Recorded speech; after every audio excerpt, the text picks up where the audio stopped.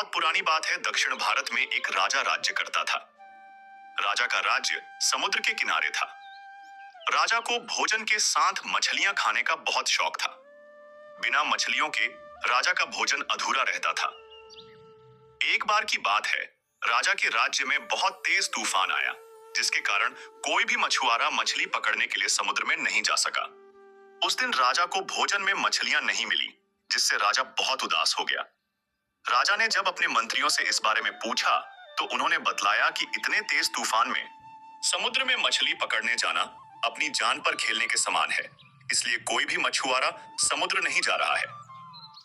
राजा ने घोषणा करवाई कि जो भी समुद्र से ताजी मछलियां लाएगा, उसे मुंह मांगा इनाम दिया जाएगा। राजा की घोषणा सुनकर मछुआरों के मन में लालच तो आया, किंतु कोई भी मछुआरा अपनी जान जोखिम में डालने के लिए तैयार नहीं हुआ। उसी राज्य में एक बहुत ही गरीब मछुआरा रहता था। उसे जब राजा की इस घोषणा का पता चला, तो अपनी दरिद्रता दूर करने के लिए वह अपनी जान की परवाह किए बगैर समुद्र में चला गया। समुद्र में उसने जाल फेंका, जिसमें कई बड़ी बड़ी मछलियां फंस गई। मछुआरा मछलियां लेकर राजा के महल पहुंच, किंतु राजा के सैनिकों ने उसे महल में नहीं घुसने दिया। राजा के एक खास मंत्री ने मछुआरे को ताजी मछलियों के साथ देखा, तो मछुआरे को अपने साथ राजा के पास ले जाने के लिए तैयार हो गया। मंत्री जानता था कि राजा मछलियां देखकर बहुत अधिक प्रसन्न होगा और इसके बदले मछुआरे को बहुत सारा धन देगा।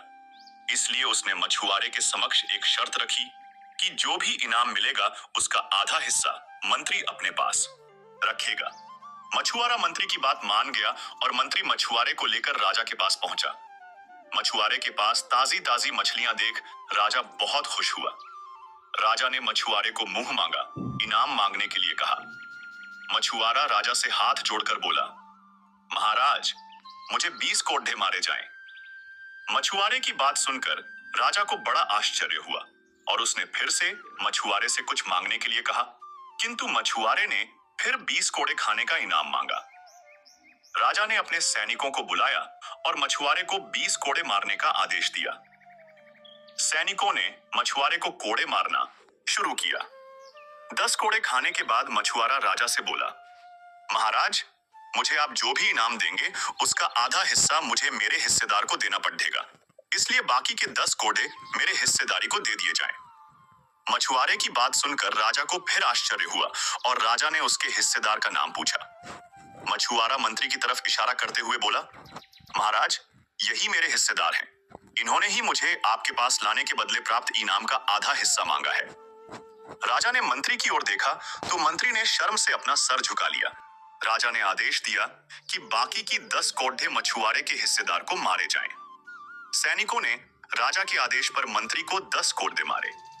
राजा ने मंत्री को उसके लालच के कारण अपने मंत्री पद से हटकर राज्य से बाहर कर दिया और मछुआरे को बहुत सारा इनाम देकर विदा किया। शिक्षा। राजा और लालची मंत्री की कहानी से हमें शिक्षा मिलती है कि लालच में आकर कभी भी किसी को अनावश्यक रूप से परेशान नहीं करना चाहिए।